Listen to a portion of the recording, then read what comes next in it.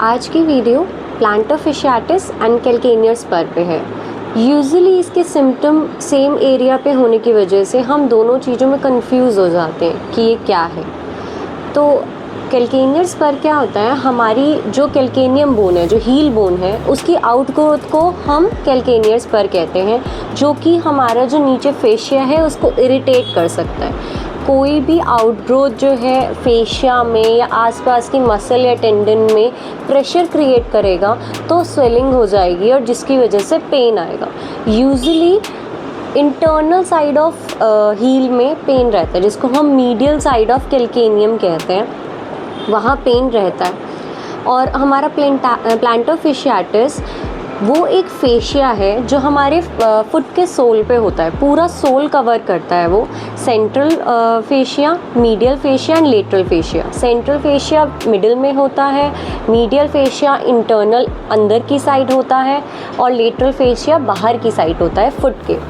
जब हमारा इस फेशिया में स्वेलिंग आ जाती है, रीज़न्स बहुत सारे हो सकते हैं, लेकिन जब इस फेशिया में स्वेलिंग आ जाती है तो हम इसको प्लांटर fasciitis बोलते हैं। Itis stands for inflammation of fascia and plantar stands for sole of the foot, fascia in the sole of the foot.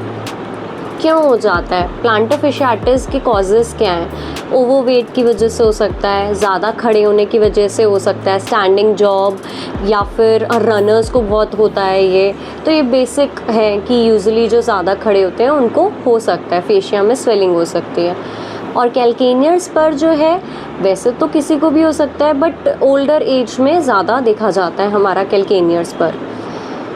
कैल्केनियर spur का डायग्नोसिस एक एक्सरे में बहुत इजीली आ जाता है। कैल्केनियर स्पर के 3 to 4 ग्रेड्स होते हैं। अगर आपकी आउटग्रोथ कम है तो it is in the early stage. अगर आपकी आउटग्रोथ बहुत ज़्यादा है तो वो ग्रेड 3 and 4 पे आ चुका है।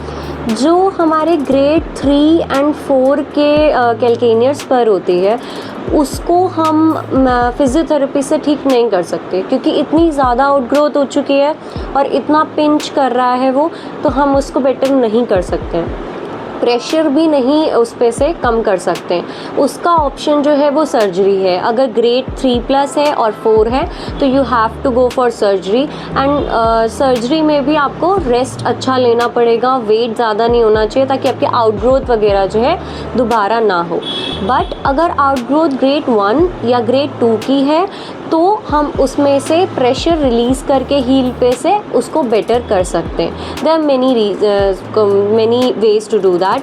फर्स्ट इज़ अल्ट्रासोनिक मशीन होती है जो स्वेलिंग रिड्यूस करती है। उसमें से सोनिक वेव्स आती हैं जो कि 20 हर्ट्ज से कम होती हैं एंड वो स्वेलिंग रिड्यूस कर सकते हैं। हम काफ को स्ट्रेंथन करते हैं जिसकी वजह से हमारा हील जो है वो थोड़ा सा लोड ले काफ एंड स्पर जो है वो नहीं दबाए उसको। कैल्शियम विटामिन डी अपना अच्छा रखना है ताकि आपकी आउटग्रोथ जो है ज़्यादा इंक्रीज़ ना हो। ये तो कैल्केनियर स्पर की बात हो गई। अब प्लांटर fasciitis में हम फेशिया रिलीज़ करते हैं बहुत अच्छे से, जिससे हेल्प मिलती है पेशेंट को।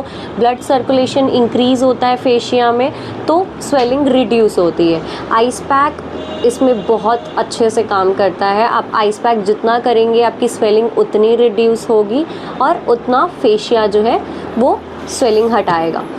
प्लांटर fasciitis के केस में 2 से 3 एक्सरसाइजेज एंड कुछ स्ट्रेचेस हैं जो मैं आपको बताऊंगी जो आपने करनी है। घर पे कैसे हम डायग्नोस कर सकते हैं कि हमें प्लांटर fasciitis है या कैल्केनियर स्पर है। There are 2 test to perform it.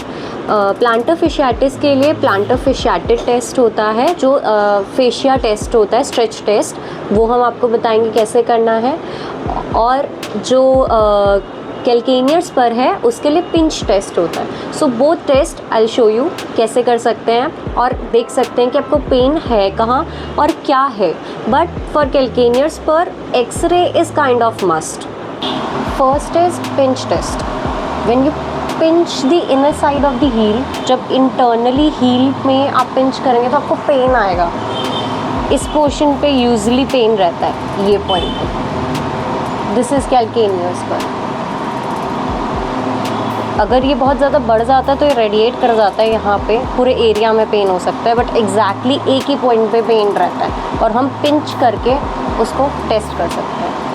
Second is fascia stretch test. इस एरिया में ज़्यादा पेन रहता है, हम क्या करेंगे, डॉर्सीफ्लेक्स करेंगे, एंकल को अपवर्ड करेंगे तो यहाँ पे स्ट्रेच आएगा।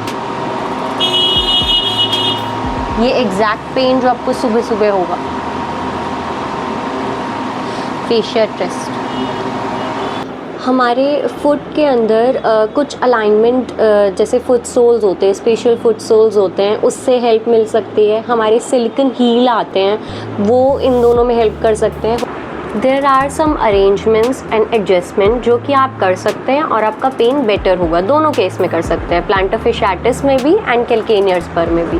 First is this silicone heel, जो कि हमारा हील पे से प्रेशर कम करती है और टो पे इंक्रीज करती है। सोल में बहुत आराम आता है अगर आप इसको अपने शूज़ पे लगा लें तो। सेकेंड कि कुछ सोल्स दूसरे भी आते हैं जो कि नॉर्मल सोल्स नहीं होते, स्पेशल सोल्स होते हैं और अलाइनमेंट बेटर कर देते हैं। ठीक है, these are the all things you can do जो कि आपके हील पेन में बेटर करेगा। जो फ्लैट फुट के पेशेंट्स होते हैं उनको प्लांटर fasciitis होने का ज़्यादा एक वो रहता है। क्यों? क्योंकि उनका ऑलरेडी फ्लैट फुट है तो उनका फेशिया स्ट्रेच होता है, ज़्यादा स्ट्रेच होगा तो ऑब्वियसली पेन और स्वेलिंग आएगी। तो उनके केस में ये एक्सरसाइजेज बहुत हेल्प करती है। Exercises dorsiflexion.